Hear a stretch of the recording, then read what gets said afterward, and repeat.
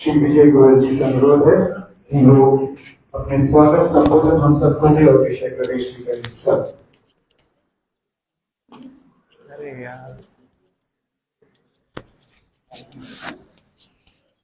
आपको बनानी पड़ेगी कहाँ लगाए हम 5 बार चेयर हटा चुके हैं।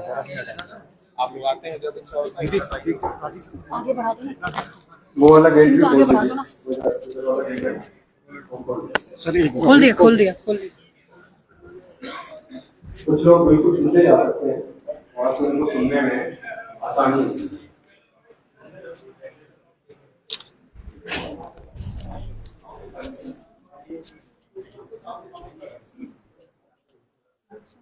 गांधी स्मृति में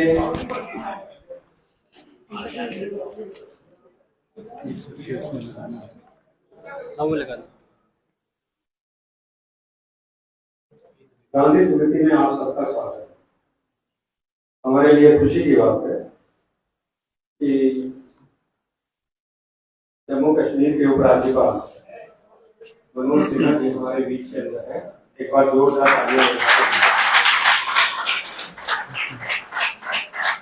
तालियां से मेरा परिचय बहुत पुराना है, लगभग 1 साल हमारा राजनीतिक जीवन रहेगा।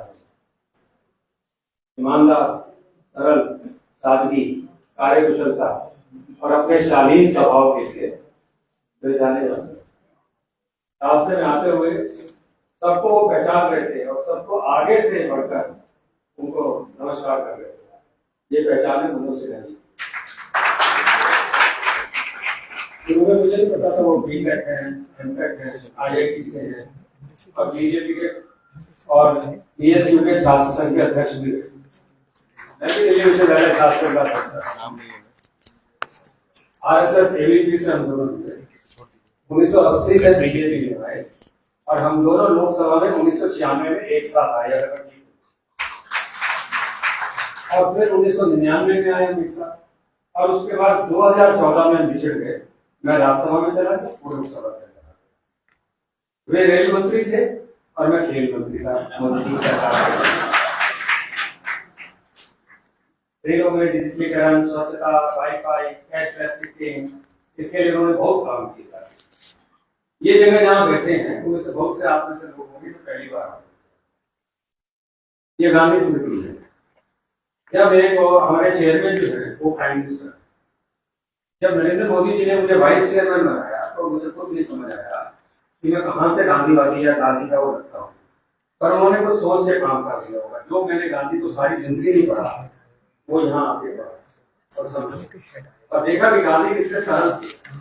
गांधी को तो वैसे ही रिसर्च के अंदर, स्कॉलरशिप के अंदर, सेमिनार में, सिम्पोजियम में बड़ा कठिन बना के रखा है। ये तो गांधी जी ने कोई नई बातें नहीं की, वही थी जो सारे आम पूछ रहे थे और गांधी जी ने सेक्रीफाइस कर दिया। ये वो स्थान है जहां पर गांधी जी अपने जीवन के अंतिम 144 दिन रहे और यही शहीद। और जानते हो 144 दिन कैसे रहे? मैं जब आया तो मुझे बड़ा ताज्जुब हुआ, गांधी जी 5 स्टार प्रॉपर्टी पे आ कैसे गए? गांधी जी ने कलकत्ता से आने के बाद तय किया था कि वो जो बिरला मंदिर है ना, कई बार लोग ये सोचते हैं शायद वही है बिरला मंदिर है, उसके पास जो हरिजन बस्ती है उसके अंदर जाके गए। पंडित नेहरू प्रधानमंत्री को पता चला तो उनको बड़ी चिंता हुई इस बात की कि गांधी जी की सिक्योरिटी का क्या होगा अगर वहां पर जाए तो, और हमारी सिक्योरिटी का भी क्या होगा, और फिर गांधी से लोग मिलने कैसे आएंगे। तो उन्होंने सरदार पटेल को रवाना किया, भाई पटेल जाओ और गांधी जी को सुलझा बुझाकर इस बिरला हाउस के अंदर ले आओ। बिरला हाउस में जहां सेठ बिरला रहते थे और गांधी जी इससे पहले 9 बार इस स्थान पर आए थे, ऐसा नहीं कि पहली बार आए थे। तो सरदार पटेल गए उनको रेलवे स्टेशन पर लेने के लिए और गांधी जी को बहुत समझाया, गांधी जी का समझता हूँ। फिर उन्होंने कहा गांधी जी घर में होते हैं, आप देखकर रास्ते के अंदर सड़कों पर आपको गंदे होते हुए और गांधी जी जहाँ ठहरे हुए वहां मुस्लिम नहीं आ सकते, उनके आने में दिक्कत होती है, इसलिए आप यहाँ बैठे। तो गांधी जी ने अपने जीवन के अंतिम 144 दिन यही बिताए और फिर यही जब वो प्रार्थना सभा के लिए जा रहे थे अपने कमरे से, नीचे लगा के तो जब वो प्रार्थना के लिए जा रहे थे तब उस समय उनको शहीद कर दिया। ये जगह वो गांधी गांधी जी कभी जम्मू कश्मीर गए हो, मुझे ऐसा पड़ता है, ध्यान नहीं पड़ता, पर गांधी जी शायद एक बार 1 अगस्त 1947 को गए थे, क्योंकि अभी यहाँ मनोज सिन्हा जी बैठे, डॉक्टर करण सिंह बैठे थे बोलने के लिए, और उन्होंने कहा डॉक्टर करण सिंह ने वो जम्मू कश्मीर आए थे 1 अगस्त 1947 15 दिन पहले, और उन्होंने वहाँ शांति की थोड़ी बात की, कोई आंदोलन कभी नहीं चलाया उन्होंने, शांति की थोड़ी बात की थी, हिंदू मुस्लिम एकता की। गांधी का तो जीवन ही सारा हिंदू मुस्लिम एकता में चला गया, हिंदू मुस्लिम एकता उस समय भी नहीं थी, आप तो जानते हैं बंटवारा ही उसके ऊपर हो गया था। तो ऐसा जम्मू कश्मीर को उन्होंने कहा था कि ये सबसे बड़ा शांति का स्थल है, उस समय उन्होंने उस समय बोला था। पर जम्मू कश्मीर को क्या नजर लगी, महाराजा हरि सिंह ने रेड में किया, और उसके बाद जो सारी घटनाएं हुई आपको मालूम है। मोहम्मद करीम शाहजहां ने एक बार यूएन में एक बार कहा था कि भारत रूपी सेकुलर वाटिका का प्रयोग है, और पाकिस्तान इसको बर्बाद करने की जगह इससे सबक सीखेगा। पाकिस्तान ने कश्मीर को लेकर 48, 71, 98 और 2025 में हमसे हमेशा टकराया, और हमेशा पाकिस्तान ने मुंह दिखाई। 1971 के युद्ध में जब भारत जीता था तो कश्मीर का हल निकल सकता था, मगर तब की प्रधानमंत्री इंदिरा गांधी ने शिमला समझौता किया। मुझे मालूम नहीं, मनोज सिन्हा जी बताएंगे कि डॉक्टर मनमोहन सिंह, ऐसा मुझे मैं पढ़ता हूँ कहीं पर, डॉक्टर मनमोहन सिंह ने भी एक बार कोशिश की थी कि कुछ इस तरह से समझौता हो जाए कि दोनों तरफ सीमाएं नहीं रहे और दोनों तरफ से ट्रेड जो है वो खुला ट्रेड हो जाए, यानी कि खुली सीमा हो जाए, या ये ट्रेड की, या ये ऐसी कोई बात की कि जो एलओसी है वो एक्चुअल लाइन ऑफ एक्चुअल सीमा बन जाए, ऐसी भी कोशिश की थी, पर इसके मुझे कोई प्रमाण बाहर ज्यादा निकले नहीं जाते। कश्मीर की समस्या का समाधान हमारे नेता अटल बिहारी वाजपेयी ने जमहूरियत से उसको कश्मीरियत और इंसानियत के दायरे में खोजने की कोशिश की थी। मैं मनोज सिन्हा से पूछ रहा था कि 2020 में जब आप उपराज्यपाल बने तो कैसा कश्मीर आपको मिला था, और आपके सामने चुनौतियां क्या क्या थी। तब से हमने देखा है धारा 370 रखने के बाद कश्मीर के अंदर गजब का विकास हुआ। कई बार इतना विकास बताया जाता है कि हमको विश्वास ही नहीं होता यहाँ बैठकर कि वाकई में इतना विकास हो गया। जैसे आतंकवादी घटनाएं जो 2018 में बताते हैं 228 की जगह अब सिर्फ 46 हुई 2023 के अंदर, हड़तालें करीब 52 की 0 हुई, और सबसे बड़ी बात तो पत्थरबाजी, तो ये पत्थरबाजी 1328 थी 2018 में, और अब कितनी है 0, अब कितनी है 0। तो सिन्हा जी ने वो क्या चमत्कार किया, लोगों में अंकुश बढ़ा दिया, या सख्त सत्ता की, या फिर लोगों को समझाया बुझाया, वो अपने वो वक्तव्य में बताएंगे, या कानून व्यवस्था सख्त थी, या उनके मन बदलाव कर दिए। अब हम सुनते हैं 2 एम्स खुल गए हैं, मेडिकल कॉलेज 4 से 7 हो गए, डिग्री कॉलेज, इंजीनियरिंग कॉलेज और बढ़ गए हैं, वो सब वो बताएंगे हमको। और 2023 में जो सबसे बड़ी बात है, जो टूरिस्ट है वो बढ़कर 2.5 गुना हो गया, 2 करोड़ 11 लाख, ये मायने रखता है 2 करोड़ 11 लाख लोग आए। मेरे लिए तो जम्मू कश्मीर बहुत प्यारा है, क्योंकि मैं सबसे पहले जब गया था तो मैंने देखा जम्मू कश्मीर का सौंदर्य बहुत ही अलग था, और मुझे और ज्यादा सौंदर्य इसलिए भी लगा क्योंकि मेरा हनीमून जो था वो कश्मीर में था, तो इसलिए भी मेरी यादें जो बड़ी ताजा है। और मैं चाहता हूं मन से कि जम्मू कश्मीर में आज इस मुकाम पर हमारे को प्रधानमंत्री मोदी, जिनमें दूसरा गांधी कहता हूं, क्योंकि गांधी जी ने जैसे शांति व्यवस्था की, आज अगर प्रधानमंत्री मोदी नहीं होते, धारा 370 भी हटाते, तो कश्मीर का जो विकास हो रहा है वो हो नहीं सकता। तो बहुत सी योजनाएं, सुरक्षा, विकास, न जाने कितनी कितनी चीजें जो है वो हुई है। मैं सिर्फ एक बात जानना चाहता हूँ कि मुख्य क्या चुनौतियां आई, पत्थरबाजी में सफलता कैसे प्राप्त, पहलगाम आतंकवादी हमला, उसके बाद और ऑपरेशन सिंदूर के बाद आज कश्मीर की स्थिति क्या है, क्या पर्यटन पर अब इसके बाद ऑपरेशन सिंदूर के बाद या पहलगाम की घटना के बाद फर्क पड़ेगा क्या? पहलगाम में आतंकवादियों को पकड़ने में सरकार कब तक सफलता प्राप्त करेगी?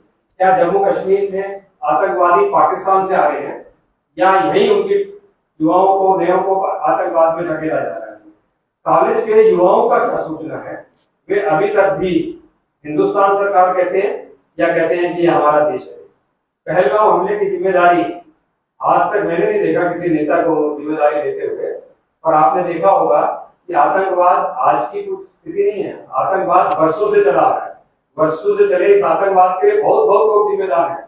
पर मनोज सिन्हा जी ने छाती ठोक कर कहा पहलगांव में हुआ है तो उसकी जिम्मेदारी मैं लेता हूँ, दूसरा कोई ऐसा लिखा कहता नहीं था, कोई बात नहीं करेगा। वो उन्होंने इसलिए कहा कि उनको ये कॉन्फिडेंस था कि जिस तरह से जम्मू कश्मीर का विकास हो रहा है, जिस तरीके से आतंकवाद समाप्त हो रहा है, उससे धीरे धीरे जो है कोई भी एक भी घटना नहीं देगी, ऐसा सोचता हूँ। और अंत में मैं पूछना चाहता हूँ, पाकिस्तान का टीवी हमारे जम्मू कश्मीर में खुला हुआ है क्या? जैसे मैं जब पहली बार पाकिस्तान गया था तो मैंने देखा कि जैसे मैं मैरियट होटल में इस्लामाबाद में गया तो मैंने टीवी खोला तो टीवी पे गाना आ रहा था, सबसे आगे होंगे हिंदुस्तानी। तो मेरी तो छाती चौड़ी हो गई, मैंने पाकिस्तान में ये गाना चल रहा है और पता चला कि टीवी यहाँ पर चल रहा है। उसी तरीके से मैं गया अपना एक दुकान के अंदर इस्लामाबाद, मैंने उनसे पूछा कोई संगीत सुनाओ, उन्होंने एक पाकिस्तान का संगीत सुनाया। मैंने कहा फिर दूसरा सुनाओ, उसने दूसरा सुनाया, वो भी मुझे पसंद नहीं आया। फिर मैंने कहा तीसरा सुनाओ, तीसरा सुनाया, वो मुझे पसंद नहीं आया। तो मैंने और सुनाओ, मैंने आवाज नहीं, मैंने कहा ऑडियंस में इतनी सारी जो कैसेट बनी है उसमें कैसेट मानता ये क्या है, कहेंगे हिंदुस्तान का सारा म्यूजिक है। तो पाकिस्तान के अंदर तो हिंदुस्तान की फिल्म है, हिंदुस्तान का संगीत हर स्वस्थ किया हुआ है। और शासक ऐसे हैं कि शांति नहीं देना चाहते। हम सब मनोज सिन्हा जी को चुनना चाहते हैं। मैं एक बार उनका दोबारा से जोरदार स्वागत करता हूँ और आमंत्रित करता हूँ कि ये हमारे बीच में है और जम्मू कश्मीर की स्थिति में ये जम्मू कश्मीर में किस तरह से शांति बहाल हुई।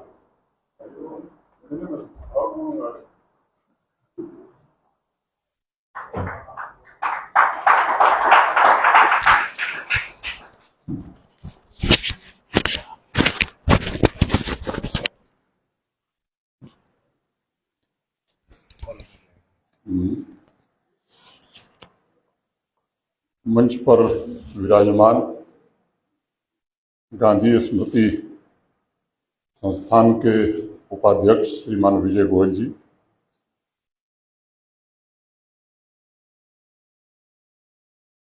आदरणीय राजकुमार भाटिया जी, आदरणीय महेश शर्मा जी, आदरणीय वी सतीश जी, आदरणीय संगीता जेटली जी, नाम मैं लूंगा सुरेंद्र शर्मा जी, अगर आपका नाम नहीं लूंगा तो कोई आप कविता ऐसी कह देंगे कि फिर मेरा आना बंद हो जाएगा। मैं अधिकांश कई लोगों को मैं पहचानता हूँ, मुझे लगता है कि समय ज़्यादा लगेगा नाम लेने में। सभागार में उपस्थित सभी सम्मानित महानुभाव, देवियों, सज्जनों और मित्रों, मैं आभारी हूँ श्री विजय गोयल जी का, जिनके कारण मुझे ये अवसर मिल सका है। कुछ दिन पहले बातचीत में उन्होंने कहा था कि एक दिन गांधी स्मृति संस्थान में आपको आना चाहिए। मैंने कहा था मैं अभी बाबा अमरनाथ की यात्रा चल रही है, किसी दिन दिल्ली आऊँगा तो मैं जरूर आपके कार्यक्रम में शामिल होऊंगा। मुझे लगा कि मुझे अपने विचार रखने हैं। 5 वर्ष मेरे 7 अगस्त को पूरे हो जाएंगे, लेकिन पत्रकार की तरह एक लंबी फहरिस्त प्रश्नों की विजय गोयल जी ने रख दी है। मैं कोशिश करूंगा कि अपनी बात इस तरह से कहूं कि शायद उसमें से कुछ उत्तर मिल सके। सबसे पहले मैं पूज्य बापू को नमन करता हूं, उन्हें अपनी श्रद्धांजलि अर्पित करता हूं। आज गांधी आर्ट गैलरी का लोकार्पण करने का सौभाग्य मुझे मिला। इस लोकार्पण के साथ विजय जी के साथ किया गया वायदा भी आज पूरा हुआ। बातचीत में उन्होंने कहा था कि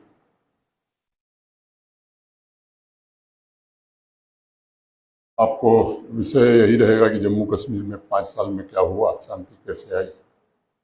एक तो सबसे पहले मैं विजय जी को हृदय से बधाई देना चाहूँगा। एक अत्यंत सार्थक अर्थपूर्ण इनिशिएटिव आपने यहाँ आकर के प्रारंभ किया है।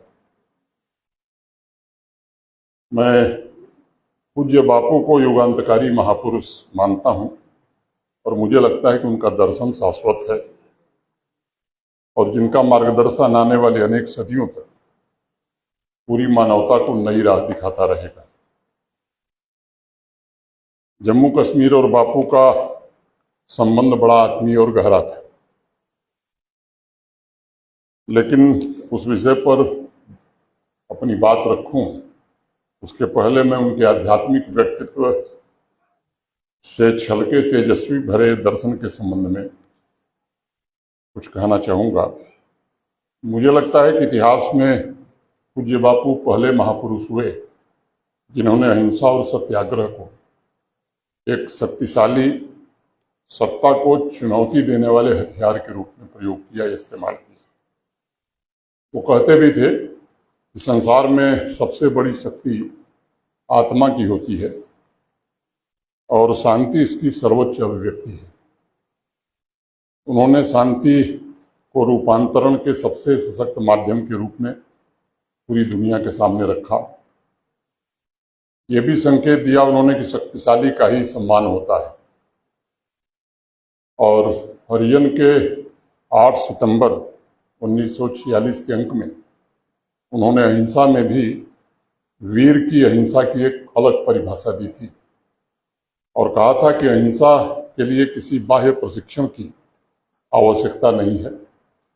इसके लिए केवल 2 बातें चाहिए, बदला लेने के लिए भी मारने की इच्छा से विरति और प्रतिशोध की भावना मन में लाए बगैर मौत का सामना करने का साहस।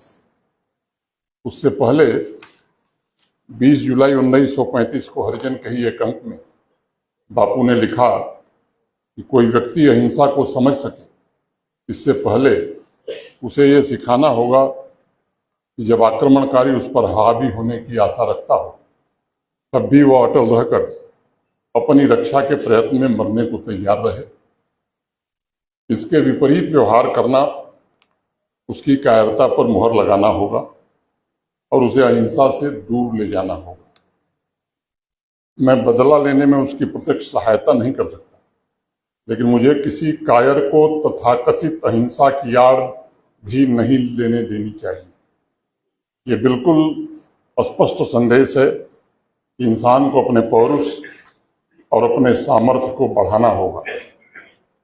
यंग इंडिया के अपने एक दूसरे लेख में उन्होंने ये भी कहा कि जहाँ केवल कायरता और हिंसा में से एक का चुनाव करना है वहां मैं हिंसा को चुनूंगा। कायर की भांति अपने अपमान का साक्षी बनने की अपेक्षा भारत के लिए अपने सम्मान की रक्षा के लिए शस्त्र उठा लेना मैं ज्यादा अच्छा समझूंगा। बापू के सपनों के अनुरूप आज वही पराक्रमी भारत अपने पुरुषार्थ से नित्य नई उपलब्धियां हासिल कर रहा है। बात मैं पहलगांव से ही शुरू करता हूं। 26 नागरिकों की बर्बर हत्या निर्दोष बेकसूर लोगों की 22 अप्रैल को हुई। आप भी जानते हैं, देश और दुनिया भी जानती है कि ये नृशंस हत्या पाकिस्तान और उसके आतंकवादियों ने की। कई सवाल विजय जी ने उसके संदर्भ में पूछा है। जिन्होंने हत्या को अंजाम दिया उनकी पहचान स्पष्ट रूप से हो चुकी है, एनआईए जांच कर रही है।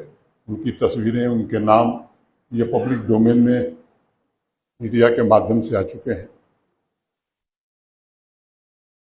ये मैं कह सकता हूं कि इनकी जिंदगी बहुत लंबी नहीं होती है। आज यहाँ से ये कहना कब वो विजय जी खुशखबरी सुनेंगे वो तिथि बताना ठीक नहीं है, लेकिन मुझे लगता है कि पिछले 5 वर्षों में मैंने देखा है किसी भी तंजीम का बड़ा से बड़ा कमांडर बचा नहीं है। इनका भी हश्र वही होना है। उस घटना के बाद ऑपरेशन सिंदूर में भारत के शूरवीरों ने दुनिया को दिखा दिया है कि अगर भारत की तरफ आंख उठाकर कोई देखेगा तो उसका माकूल जवाब दिया जाएगा। मुझे लगता है कि भारतीय सेना को या भारत को कोई प्रमाण देने की आवश्यकता नहीं है। दावे पाकिस्तान के जितने भी हों, लेकिन एक भी प्रमाण दुनिया ने न देखा न वो दिखा सका। हमारे प्रमाणों की जरूरत अब नहीं है किसी को बताया जाए। और एक जो सबसे बड़ा बदलाव इस बार दिखाई पड़ा है कि भारत में निर्मित इंडिजिनस इक्विपमेंट के द्वारा भारतीय सेना ने जो पौरुष दिखाया है वो निश्चित रूप से सराहनीय है। मुझे लगता है कि इसके साथ ही बापू के दर्शन शांति, सहयोग और सद्भाव के अनुरूप ग्लोबल साउथ हो, ग्लोबल नॉर्थ हो, इसमें भी भारत शांति के प्रयास का अग्रणी देश बन गया है और पूरे विश्व को शांतिपूर्ण सह अस्तित्व का रास्ता दिखाने की ओर अग्रसर भी है। मुझे लगता है कि भारतवर्ष की यात्रा में बापू के विचारों और दर्शन का बड़ा मजबूत आधार है। हमारी नीति कभी भी विस्तारवादी नहीं रही है, हमारी नीति शांति की रही है, हमारी नीति वसुधैव कुटुंबकम की रही है। जम्मू कश्मीर के संदर्भ में देखा जाए तो आज़ादी मिलने के चंद महीनों के भीतर ही पाकिस्तान ने आक्रमण वहां कर दिया था। सामान्य रूप से ये कहा जा सकता है कि अगर कोई नया देश या कोई नया परिवार निर्मित होता है तो उसकी प्राथमिकता में अपने परिवार की समृद्धि, अपने नागरिकों का कल्याण होता है। लेकिन जन्म से ही पाकिस्तान, जो हमारा दुर्भाग्य से पड़ोसी मुल्क है, आतंक उसकी उस समय भी घोषित पॉलिसी थी, स्टेट पॉलिसी थी, और आतंक फैलाना उसने नया नहीं शुरू किया है, आज़ादी मिलने के तुरंत बाद ही शुरू किया है, जिसे कबायली आक्रमण हम कहते हैं।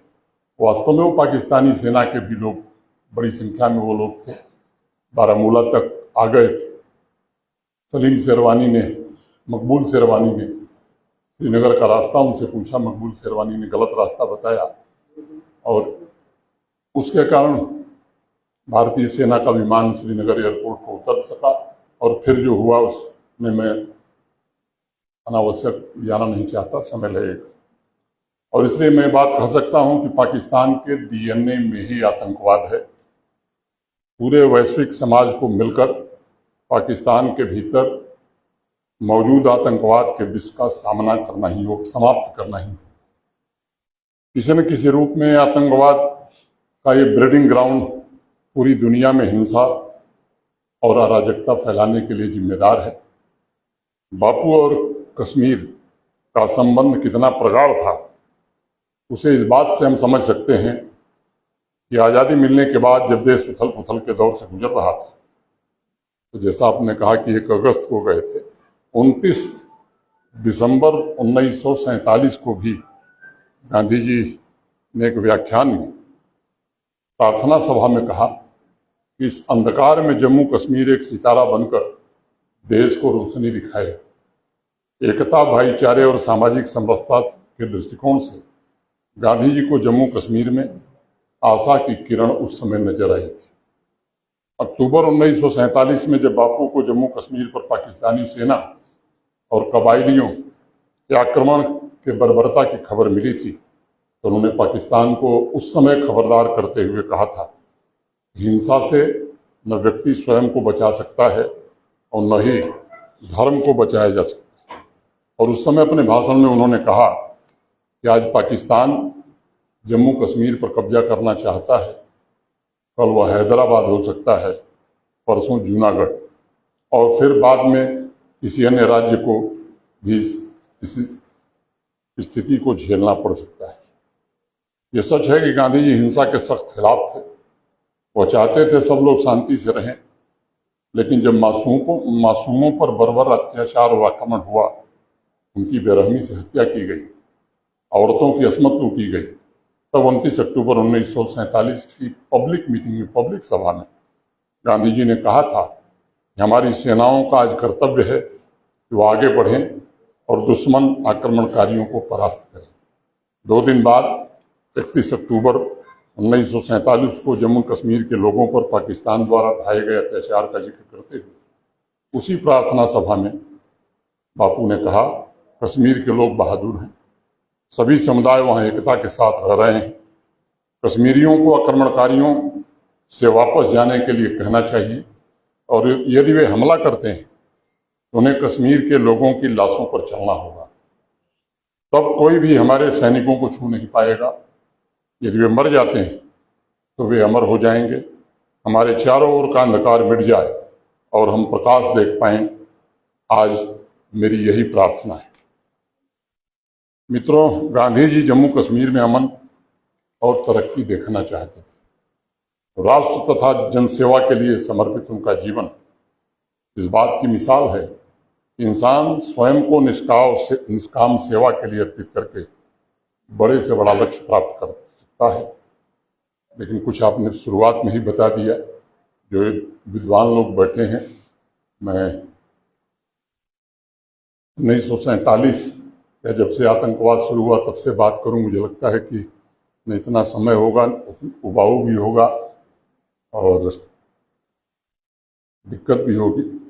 लेकिन ये सच है कि वहाँ का आम जनमानस, वहाँ की पूरी व्यवस्था आतंकवाद से पीड़ित थी। 2019 के पश्चात मैं कह सकता हूँ कि जो 5 अगस्त 2019 को फैसला देश की संसद ने लिया, मैं मानता हूं कि भारत के वर्तमान प्रधानमंत्री आदरणीय नरेंद्र मोदी जी की दृढ़ राजनीतिक इच्छा शक्ति का परिणाम था और उसका ये प्रतिफल है। और मैं समझता हूं कि उद्देश्य भी यही था कि जम्मू कश्मीर भयमुक्त हो, आतंकवाद से मुक्त हो, शांति के प्रतीक के रूप में देश के बाकी राज्यों की तरह वो भी अपनी जगह बना सके। मुख्य रूप से ये उद्देश्य रहा होगा। 7 अगस्त 2020 को मुझे प्रधानमंत्री जी ने कश्मीर की जिम्मेदारी दी थी। जब मैं गया था तो कोविड का काल था, चुनौतियां दूसरे प्रकार की थी। इन 5 वर्षों के दौरान मुझे लगता है कि मेरे दिमाग में खाका बड़ा स्पष्ट था कि जिस उद्देश्य के लिए देश की संसद ने, भारत की सरकार ने, माननीय प्रधानमंत्री जी ने ये ऐतिहासिक कार्य किया है, जिसका इंतजार लंबे समय से देश कर रहा था, जो उसका उद्देश्य है कैसे भेदभाव मुक्त जम्मू कश्मीर हो सके और सुरक्षा से कैसे मुक्त हो सके, सामाजिक न्याय और सामाजिक समरसता और सर्वपंथ संभाव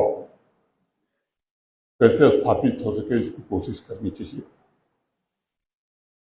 4 पीस की मैं बात बराबर करता था, peace, progress, prosperity and people first. मुझे बताने की आवश्यकता नहीं है, बीते कुछ वर्षों में जम्मू कश्मीर ने जरूर एक लंबा सफर तय किया है। जनहित के अनेक ऐसे काम हुए हैं। कम समय में समावेशी विकास की दिशा में जम्मू कश्मीर ने लंबी दूरी तय की। आंकड़े गिनाऊंगा, समय लगेगा, लेकिन 2-3 बातों का जिक्र मैं करना चाहता हूं। ये सच है कि पत्थरबाजी इतिहास की घटना हो गई है। अब पाकिस्तान के इशारे पर वहां कोई बंद काल नहीं होता। अब एकेडमिक कैलेंडर वहां जारी होता है। नाइट लाइफ का आनंद कश्मीर के लोग भी, जम्मू के लोग तो पहले रहे थे, अब लेते हैं। विधानसभा और लोकसभा के चुनाव के समय भी देश में और दुनिया में अनेक प्रकार की शंकाएं व्यक्त की जाती थी, कैसे होगा।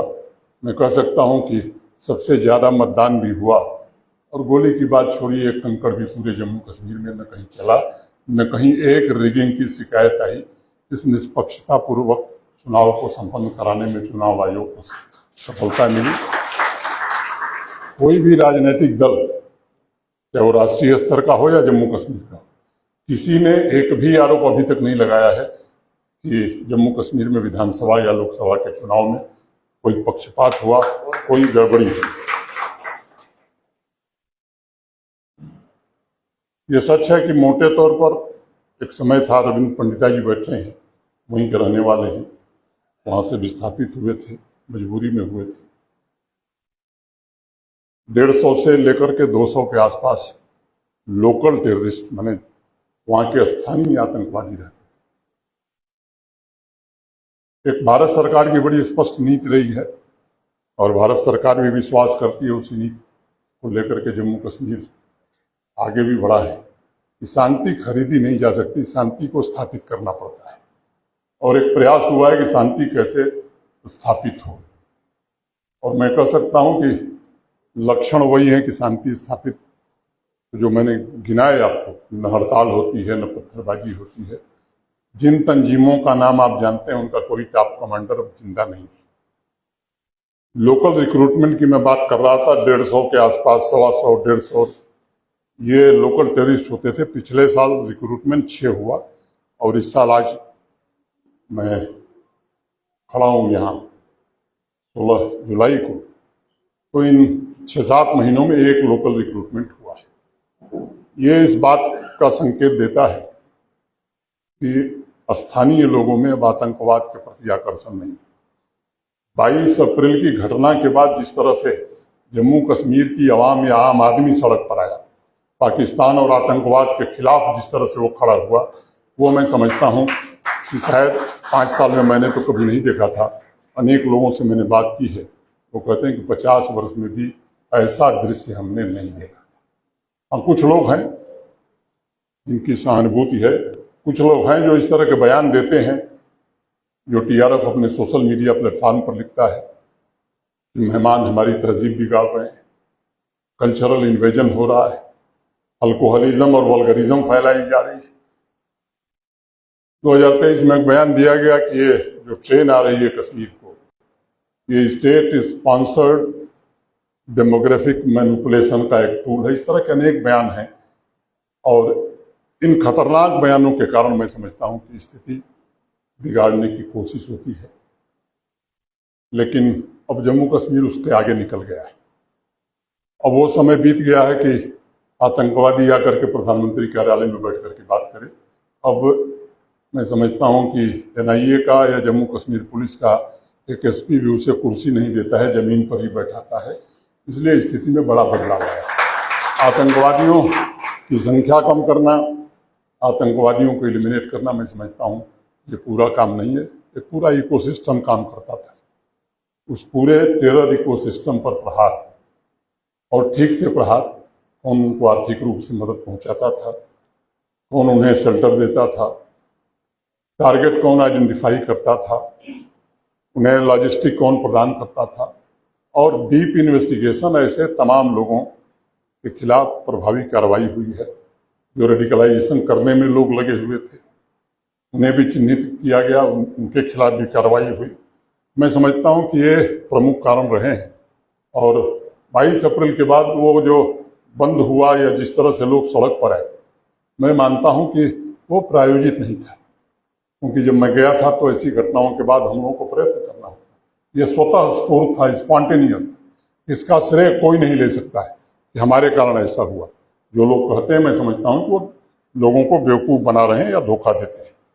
आज मैं कह सकता हूं कि भारत के आदरणीय प्रधानमंत्री के नेतृत्व में उसी भावना के साथ सबका साथ, सबका विकास, सबका विश्वास और सबका प्रयास, ये मूल मंत्र रहा है। और जम्मू कश्मीर में इस आधार पर काम करने की कोशिश हुई है। जो सपना था कि हर एक वर्ग का विकास हो, गाँव का उत्थान हो, उनके पत्रों में, भाषणों में गांधी जी के बेहतर सामाजिक व्यवस्था, सुसंस्कृत की झलक मिलती है। जम्मू कश्मीर कितना बदला है, आप इस बात से अंदाज लगा सकते हैं। जब जिस साल मैं गया था 7 अगस्त को, तो जो चीफ सेक्रेटरी थे, अभी नीति आयोग में हैं वो, सुब्रमण्यम, तो मैंने उनसे कहा कि 5 सितंबर को शिक्षक दिवस मनाया जाता है, क्या तैयारी है? मेरा ख्याल है अगस्त 30 या 31 को। तो उन्होंने कहा साहब यहाँ होता नहीं है। हमने कहा कि कार्यक्रम करना चाहिए। तो 2020 में 5 सितंबर को डॉक्टर राधाकृष्णन की जन्म जयंती पर जो कार्यक्रम हुआ, तो राजभवन के एक छोटे से कमरे में 10 लोग थे। लेकिन उसके बाद मैं कह सकता हूं कि अब जो कार्यक्रम होता है, शिक्षकों को पुरस्कृत करना, विधिवत अच्छे ढंग से करना, श्रीनगर में भी, जम्मू में भी, हर स्कूल में, हर कॉलेज में, हर विश्वविद्यालय में ये होने लगा। और 7 सितंबर के ठीक बाद ये 2021 से और अब तक इस बार भी होगा, गांधी जयंती का कार्यक्रम वहाँ शुरू हो जाता है। पूरे 1 महीने पर यात्रा, विचार गोष्ठियाँ, और अनेक गांधीवादी उन कार्यक्रमों में गए हैं। और जो 2 अक्टूबर का कार्यक्रम होता है, वो बड़ा कार्यक्रम होता है, उसमें जो डिस्ट्रिक्ट लेवल पर, डिविजनल लेवल पर या पूरे यूटी लेवल पर जो पुरस्कार हैं वो बांटे जाते हैं। बड़ी संख्या में लोग आते हैं। तो एक मोटे तौर पर 1 महीने का यह कार्यक्रम शायद देश में केवल जम्मू कश्मीर में ही चलता है, और मैं मानता हूं कि वहाँ की नई पीढ़ी में अब इस बात की चेतना आई है। बापू के सपनों का जम्मू कश्मीर, एकता और शांति का जम्मू कश्मीर होगा, और इसलिए लोग भी आगे कुछ लोग बयान देते हैं, रघुपति राघव राम पर भी साहब ये गवा रहे हैं जी साहब, मैं समझता हूँ उससे कोई फर्क नहीं पड़ता है। लेकिन बच्चों में रुचि है, बच्चे और बच्चियां उसमें भाग लेते हैं। 21 मई मैंने फैसला किया कि हर स्कूल और हर पंचायत में स्वतंत्रता दिवस का कार्यक्रम होगा, तिरंगा हर जगह फहराया जाएगा। मुझे पुलिस के जो सबसे वरिष्ठ अधिकारी उन्होंने कहा साहब जी क्या कर रहे हैं, कोई 50-100 स्थान चिन्हित करिए, वहाँ हम लोग मिलकर करा देंगे। हमने कहा नहीं भाई ये तो फैसला हो गया है, हर पंचायत में होगा, हर स्कूल में होगा। और फैसला लेने के बाद मैं नाम नहीं लेना चाहता हूँ, कई आर्मी के ऑफिसर, पुलिस में भी लोगों ने जान लगाई, और हर पंचायत में हुआ स्वतंत्रता दिवस का कार्यक्रम, हर विद्यालय में हुआ। बुरहान वानी के बाप ने भी तिरंगा झंडा फहराया एक स्कूल पर। वही उस समय की सबसे बड़ी हेडलाइन थी। अब तो आदत पड़ गई, जो तिरंगा यात्रा देश भर में निकलती थी। मैं समझता हूँ कि दल के किनारे का जो दृश्य था वो जम्मू में तो पहले से होता था, लेकिन शोपियां, पुलवामा, कुलगांव, ये जो जिले दूसरे कारणों से जाने जाते थे, अब इनकी पहचान 10,000 युवा भारत का तिरंगा लेकर के भारत माता की जय का नारा लगाते हुए निकले। इसके कारण ये पहचान बदली है। नई पीढ़ी सर्वधर्म समभाव के मूल मंत्र को आत्मसात कर अपना नया भविष्य गढ़ने की कोशिश कर रही है। अनेक अवसरों पर जम्मू कश्मीर में मैंने खासतौर से युवाओं से कहा है कि कुछ तत्व ऐसे होंगे जो तुम्हें भटकाएंगे, तुम्हें डराएंगे, तुम्हें हिंसा की तरफ धकेलेंगे, लेकिन हिंसा से समाज दुर्बल होगा, बिखर जाएगा। इससे जम्मू कश्मीर नहीं बन सकता। युवाओं को शांति, सद्भावना, प्रेम का रास्ता दिखाकर उन्हें समृद्ध जम्मू कश्मीर के निर्माण की तरफ लगाया जाए, इसकी कोशिश हुई है। कुछ तथ्य अगर मैं कहूँ तो 5 वर्ष में जम्मू कश्मीर की इकॉनमी डबल हो गई। ये मैं इसलिए उद्धृत करना चाहता हूँ कि आंकड़े झूठ नहीं है। 2020 में जब मैं गया था, वहाँ एक बैंक है जम्मू कश्मीर बैंक, जिस पर जम्मू कश्मीर सरकार का नियंत्रण होता है, 1300 करोड़ घाटे में था। आज वो 1700 करोड़ रुपए के प्रॉफिट में है और देश के अच्छे बैंकों में माना जाता है।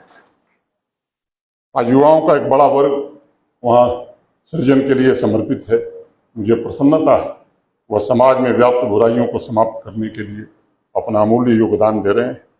बदलाव की यह बयार हमारे पड़ोसी को पसंद नहीं आती। आप में से अनेक लोग कश्मीर जाते हैं, जो उपराज्यपाल के नाते काम है वो तो है। आपने आंकड़ा बताया 2023 का, मैं पिछले साल का बताता हूँ। 2 करोड़ 38 लाख पर्यटक वहाँ है। पहली बार G20 की बैठक का आयोजन हुआ, कोई अंतर्राष्ट्रीय इवेंट पहली बार जम्मू कश्मीर में हुई थी। देश दुनिया की निगाहें थी। वैसे वो टूरिज्म वर्किंग ग्रुप की बैठक थी, लेकिन चर्चा उसकी दुनिया में मेन बैठक जो गोवा में उससे ज्यादा हुई, क्योंकि वो श्रीनगर में हो रही थी। उसके बाद से फॉरेन टूरिस्ट का इन्फ्लक्स भी बहुत बढ़ा।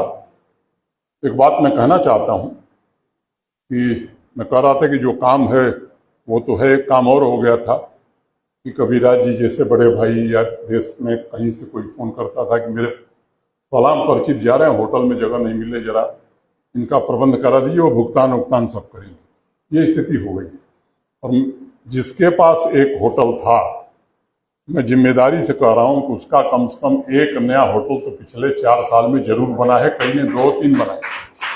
और अगर मैं सामान्य रूप से कहूं तो पिछले 4 वर्षों में कश्मीर घाटी के अंदर केवल 5000 से ज्यादा नए होटल बने। 5000 से ज्यादा।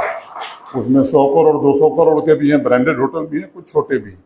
अगर 10 करोड़ आप एक होटल पर लागत लगावें तो ये 50,000 करोड़ का इन्वेस्टमेंट, उसमें 90% इन्वेस्टमेंट लोकल है। 10% उस खाते में मैं रख रहा हूं कि कोई मुंबई का ट्रेवल एंड टूर ऑपरेटर होगा, कोई दिल्ली का होगा, कोई कोलकाता का, उसने किसी के साथ थोड़ा हिस्सा लगाया होगा। तो ये 50,000 करोड़, ये पीस के स्टेक होल्डर बढ़ गए हैं। मैं बार बार कहता हूँ, अगर एक होटल के पीछे 3 गाड़ी रखी है तो 15,000 नई गाड़ियां ली गई। ये पीस के स्टेक होल्डर है। और वो शिकारा वाला हो, हाउस बोट वाला हो, खोमचे वाला हो, हैंडलूम हैंडीक्राफ्ट पश्मीना बेचने वाला हो, कालीन बेचने वाला हो, जो समृद्धि वहाँ आई है, मैं समझता हूँ कि इसका आनंद अब वहाँ के लोगों ने लिया है। और वो जानते हैं कि अब हमारा कोई भविष्य पाकिस्तान के साथ नहीं है। किसी ने मुझसे कहा कि आप क्या मानते हैं 5 साल में सबसे बड़ी उपलब्धि? मैंने कहा कि पहली बड़ी उपलब्धि इंडियन स्टेट की अथॉरिटी ऑफ जम्मू कश्मीर में पूरी तरह से इस्टेब्लिश कर दी गई। दूसरी बात उन्होंने पूछा तो मैंने कहा मैं यही कहूँगा कि अब जम्मू कश्मीर भारत के साथ इंटीग्रेट हो गया है। कुछ लोग हैं वो भी खत्म हो जाएंगे, लेकिन 99% लोग अब भारत के साथ इंटीग्रेट हो गए, ऐसा वो दिल से मानते। अब पहलगांव की घटना हुई क्यों, मैंने इसके पीछे उद्देश्य क्या होगा? मुझे लगता है सीधे स्पष्ट तौर पर किसी को समझ में आ सकता है।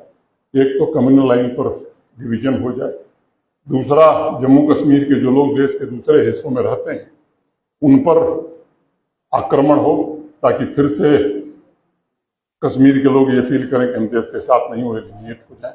और तीसरा, जो इकोनॉमी यहाँ की बढ़ रही थी, आर्थिक स्थिति, क्योंकि आर्थिक तरक्की होगी तो पत्थर फेंकने वाले नहीं मिलेंगे 500 रुपए 200 रुपए, और उनको मिल नहीं रहे। तो एक बार फिर से विपन्नता आवे तो शायद रिक्रूटमेंट हम फिर से कर सकेंगे। मुझे लगता है कि इसको अब वहाँ के लोगों ने समझा है। और जो मैंने कहा कि 22 अप्रैल के बाद 1 दिन 2 दिन नहीं, हफ्तों ये प्रदर्शन चला। और एक बात हम सब जानते हैं, जहाँ भी दुनिया भर में आतंकवाद है या जिन्हें हम कॉन्फ्लिक्ट जोन कहते हैं, जब स्थानीय समर्थन, वहाँ के लोगों का समर्थन समाप्त हो जाता है तो सुरक्षा बल और पुलिस अपना काम पूरी मुस्तैदी से कर लेते हैं।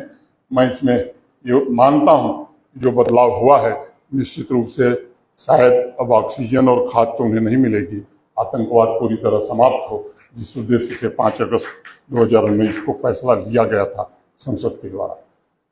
अभी उस घटना के बाद दल के किनारे एक मीडिया के साथी यहाँ से गए थे।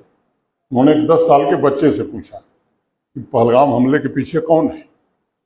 बड़े इनोसेंट भाव से उस बच्चे ने कहा कि यह आतंकी हमला पाकिस्तान ने कराया। 10 साल के बच्चे ने कहा। और दूसरी बात उसने कही, इसके अलावा और कोई कर भी नहीं सकता है।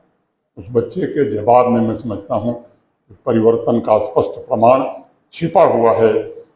वह बच्चा पिछले 5 वर्षों में आए परिवर्तन को समझते हुए बड़ा हुआ है। वह जानता है कि आतंक का केंद्र पाकिस्तान है और मानवता का सबसे बड़ा दुश्मन भी पाकिस्तान है।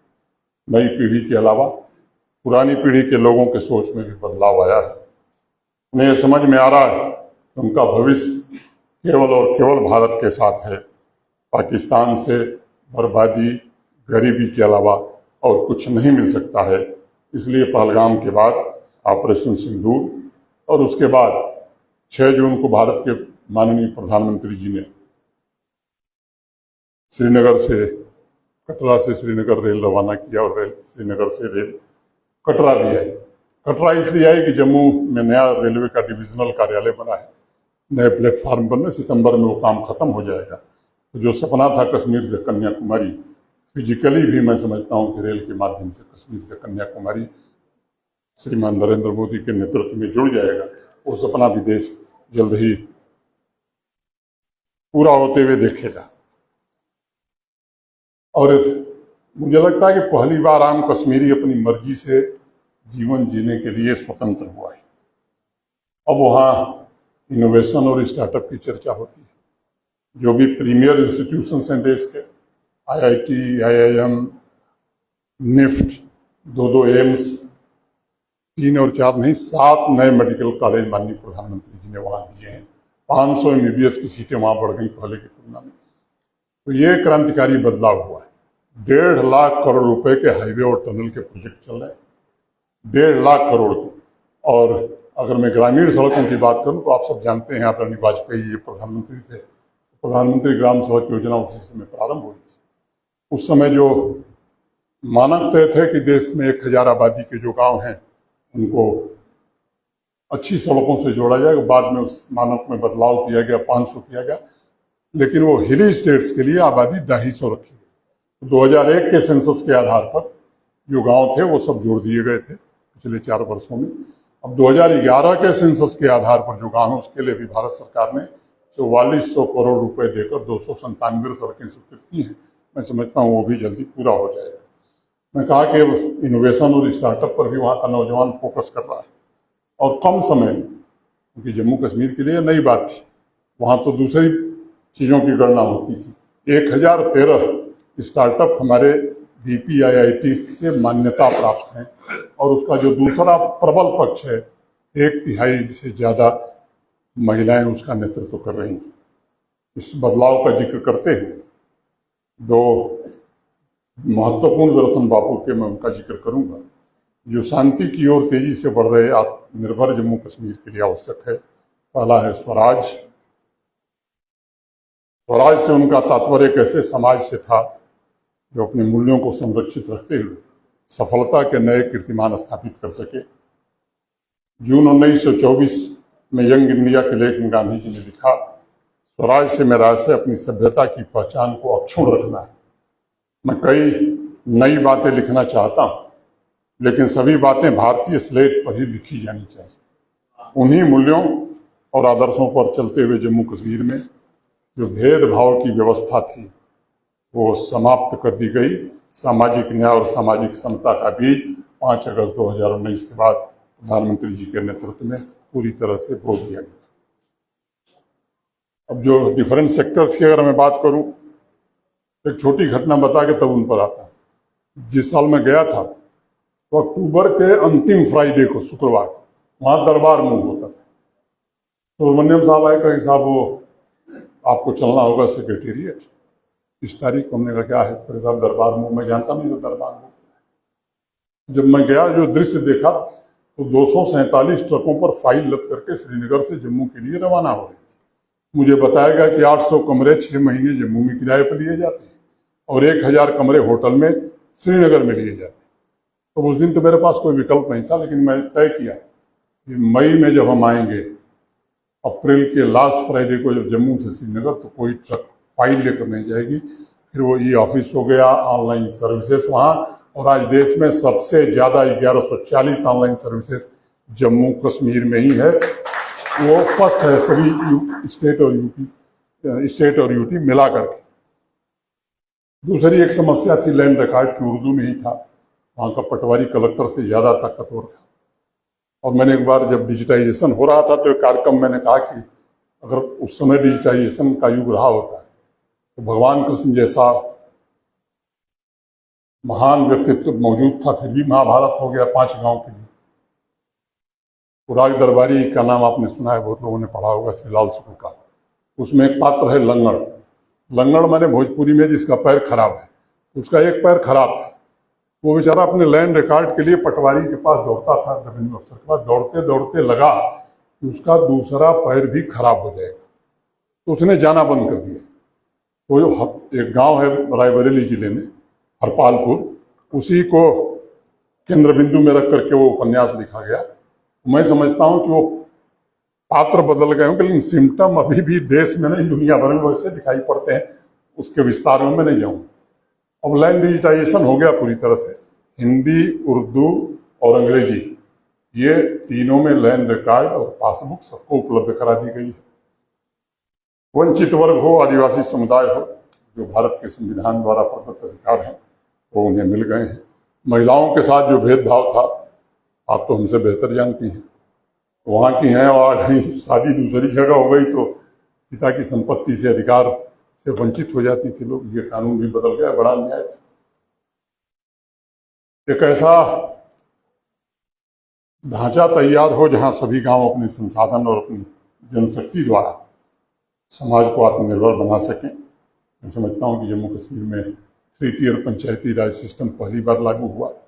देर से लागू जरूर हुआ, लेकिन फंड, फंक्शन और फंक्शनरी, कई लोग देश के कई राज्यों में मानते हैं कि बहुत ही आदर्श स्थिति है।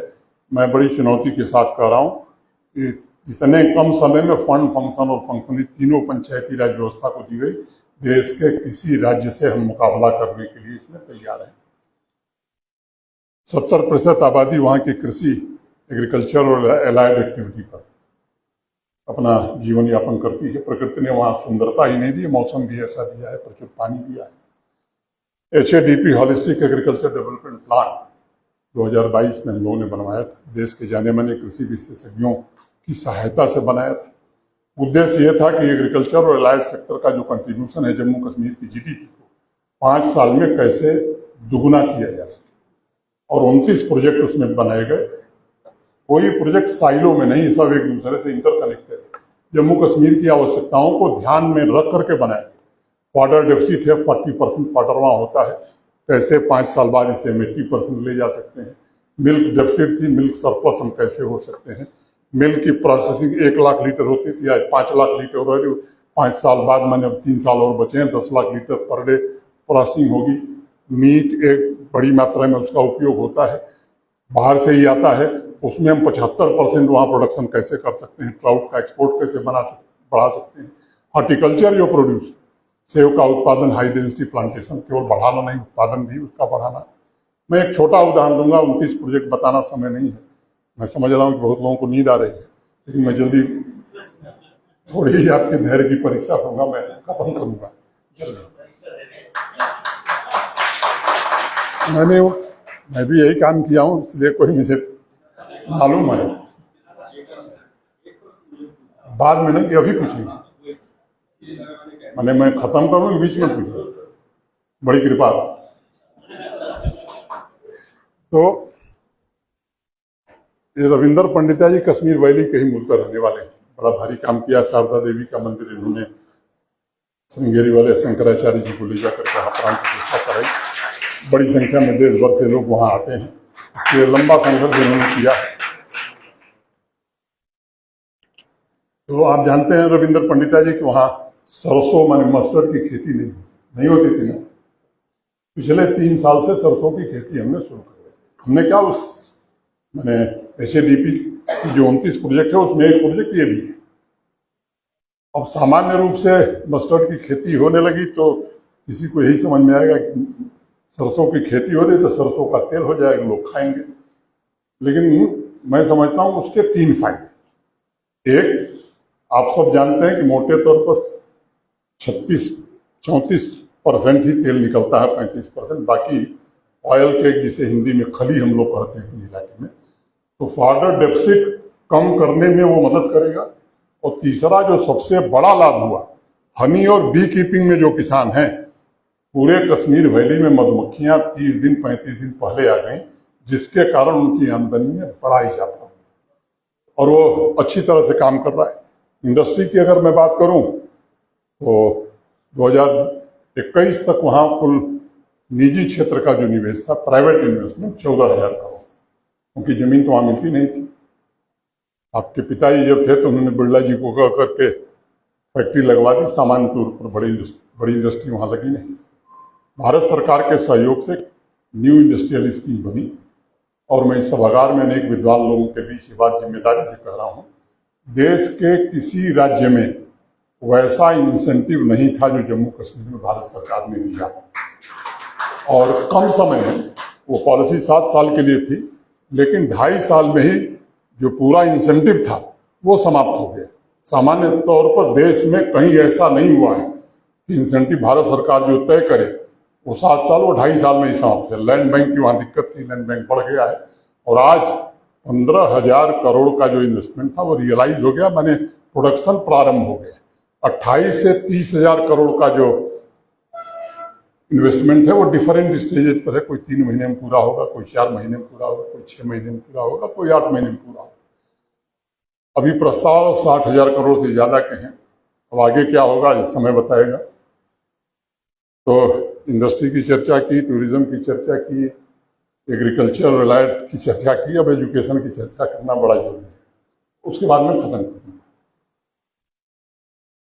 तो सामान्य रूप से लोग दफ्तर कहाँ है जानते नहीं थे, स्कूल कहाँ है, लेकिन अब वो सब व्यवस्था दुरुस्त है, टाइम से ही जाना है और सबके लिए कंपलसरी है। जैसे बच्चों के लिए हाजिरी कंपलसरी है, वहाँ ये मजबूरी में करना पड़ा। कई लोग हम लोग तो उसके खिलाफ लड़ते रहे, लेकिन अब वो वहाँ के लिए जरूरी था।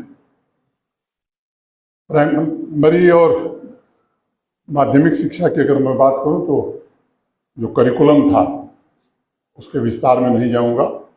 वो ऐसा है जिस पर देश में कहीं आपत्ति नहीं उठ सकती। ठीक किया गया, अभी और बेहतर करने की जरूरत है।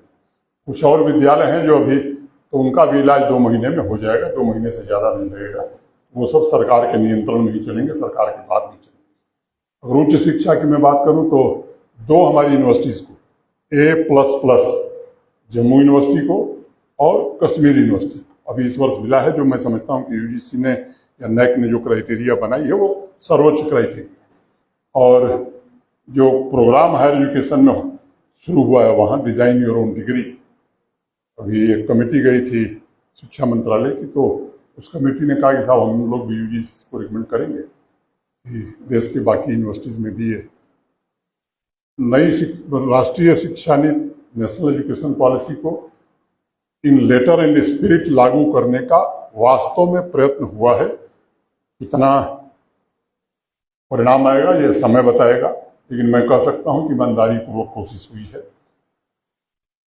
और एक दूसरी बात उसमें जरूर मेंशन करूंगा, लगभग सभी विश्वविद्यालयों के दीक्षांत समारोह में कन्वोकेशन में मैं जाता रहा। गोल्ड मेडल जब मिलता है तो एवरेज मिनिमम 75% बच्चियों को ही मिलता है। एक जम्मू में एग्रीकल्चर यूनिवर्सिटी है, वहाँ तो आश्चर्यचकित रह गया मैं, 15 में से 14 गोल्ड मेडल बच्चियां ही ले गई एग्रीकल्चर की, एक उसमें बच्ची। तो ये भी एक बड़ा परिवर्तन है। रोजगार की बड़ी चर्चा वहाँ होती है, अभी भी आप जाएंगे तो रोजगार नहीं है।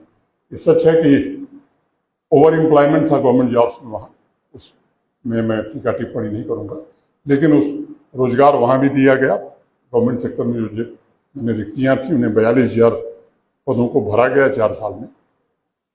पारदर्शिता के आधार पर भरा गया, मेरिट के आधार पर भरा गया। किसी की सिफारिश पर एक भी नियुक्ति नहीं हुई है, ये मैं जिम्मेदारी से कह रहा हूँ। और पूरे देश में जम्मू कश्मीर अकेला पब्लिक सर्विस कमीशन का ऐसा काम है कि अंतिम कैंडिडेट के साक्षात्कार के 3 घंटे के अंदर लगातार 3 साल से रिजल्ट निकल रहे हैं, और वो इस साल भी कायम रहेगा। सबको सरकारी नौकरी नहीं मिल सकती है। बैक टू विलेज हम लोगों ने कार्यक्रम शुरू किया था। एक अधिकारी नियुक्त होता था, नोडल अफसर, पूरे वर्ष भर के लिए उस पंचायत के लिए। बाकी जो काम करता था।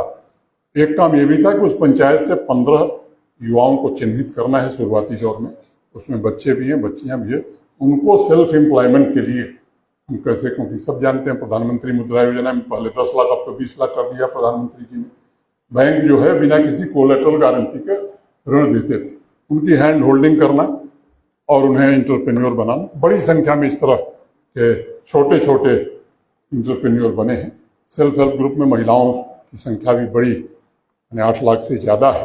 तो आर्थिक संपन्नता में महिलाओं का भी बड़ा योगदान है। एक मिशन युवा करके रोजगार से संबंधित कार्यक्रम अभी प्रारंभ हुआ है, उसके परिणाम आने बाकी हैं, लेकिन मैं कह सकता हूं कि अच्छा कार्यक्रम चल रहा है। लंबे समय के बाद अनेक ऐसे लोग थे जो मुख्य धारा से जुड़े हैं। भारत सरकार की योजनाएं पूरी तरह लागू हों, इसका प्रयत्न किया गया है। अंतिम व्यक्ति तक लाभ पहुंचे, इसकी कोशिश की गई है। और मुझे उम्मीद है कि जिस तरह से शांति और विकास के रास्ते पर जम्मू कश्मीर ने कई पड़ाव पार किए हैं, आने वाले दिनों में उसका भी योगदान विकसित भारत के निर्माण में हो, इसकी कोशिश हो रही है। स्वदेशी भी बापू का एक दर्शन था। हस्तकला और शिल्प की दृष्टि से देखा जाए तो जम्मू कश्मीर के लिए लघु उद्योग बड़े महत्वपूर्ण हैं। बापू ने यंग इंडिया के अपने लेख में लिखा, बस एक उद्योग पुनर्जीवित हो जाए तो अन्य सभी उद्योग उसका अनुगमन कर सकेंगे। लघु, विलेज और कॉटेज इंडस्ट्री को प्रमोट करना ये जम्मू कश्मीर का विजन रहा है।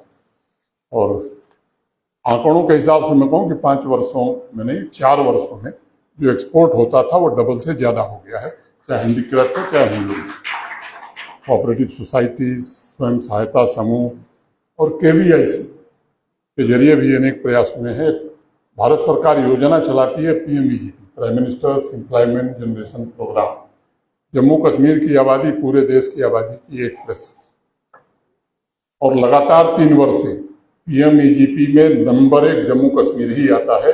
ये जम्मू कश्मीर की यात्रा है पिछले 4-5 वर्षों से। मैंने बताया युवा महिला, अब मुझे लगता है कि अब यह कालखंड जम्मू कश्मीर की जीवन यात्रा का एक बेहद महत्वपूर्ण पड़ाव है। अनेक नए कीर्तिमान इसने स्थापित किए हैं, लेकिन मैं जानता हूँ कि अभी बड़ा लंबा सफर, मीलों सफर तय करना है। और ये बात सबको मालूम है कि विकास तभी होगा जब शांति रहेगी। बिना शांति के कोई विकास नहीं हो सकता है। किसी भी विकास, वो फिजिकल इंफ्रास्ट्रक्चर का विकास हो, आर्थिक विकास हो, शांति पूर्व शर्त होती है। और मुझे यकीन है जिस प्रकार माननीय प्रधानमंत्री जी के नेतृत्व में सर्वांगीण, सर्वस्पर्शी और समावेशी विकास, जीरो टॉलरेंस टू टेररिज्म की नीति द्वारा मजबूत नींव तैयार की गई है, आगे भी मैं समझता हूं कि इस रास्ते पर जम्मू कश्मीर चलेगा। और जो देश चाहता है कि जम्मू कश्मीर, जैसे गृह मंत्री जी ने एक दिन कहा, कोई तारीख बताई कि नक्सलवाद समाप्त हो जाएगा, मैं समझता हूँ वो दिन भी देश देख सके, इसकी हर कोशिश की जाएगी। आप सबके प्रति हृदय से कृतज्ञता ज्ञापित करते हुए, बापू को फिर से नमन करते हुए बहुत बहुत धन्यवाद। जय हिंद, जय भारत।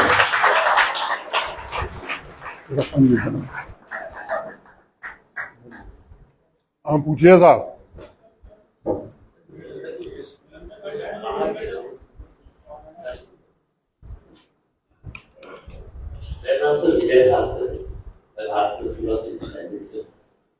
सुनाई नहीं पड़ रहा मुझे। आप कश्मीर के रहने वाले हैं? नहीं, प्रश्न है क्या कश्मीर के बाहर के लोग कश्मीर में मकान खरीद लेगा?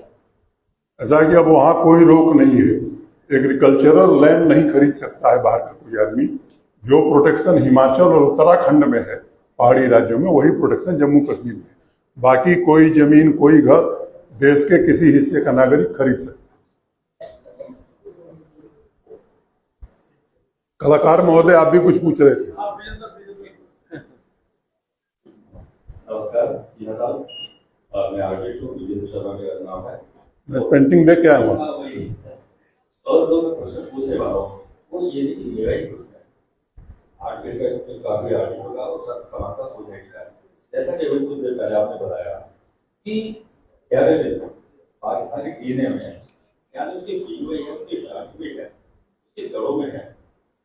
और वो जब ये मोदी सरकार आई, उन्होंने कहा 10 साल तक अच्छे कंट्रोल किया, बहुत अच्छे से उन्होंने कानून वगैरह बनाए, जिससे लगा कि हाँ आतंकवाद कम हो गया, खत्म हो गया। लेकिन पहलगाम में भी हुआ, और ये जो पहलगाम में हुआ तो खत्म हो गया। वो तो आपने बताया कि कहने में है, तो कहने में है, तो वो आगे भी करेगा। अब उसका इलाज क्या है? उसका इलाज मुझे लगता है बताने की मुझे जरूरत नहीं है। जब प्रधानमंत्री जी ने कहा कि किसी भी आतंकवादी घटना को हम एक्ट ऑफ टेरर नहीं, एक्ट ऑफ वार मानेंगे, मैं समझता हूं। और ये भी जरा माइक रख लीजिए, ये भी कहा कि ऑपरेशन सिंदूर समाप्त नहीं हुआ है, तो कोई घटना होगी तो फिर अंजाम क्या होगा, मैं समझता हूं आपको इशारा करना मेरा काफी है। Thank you. अब हो गया अनिल जी आपका सवाल। अब चलिए, आप BHU से आकर के यहाँ सवाल पूछ रहे हैं।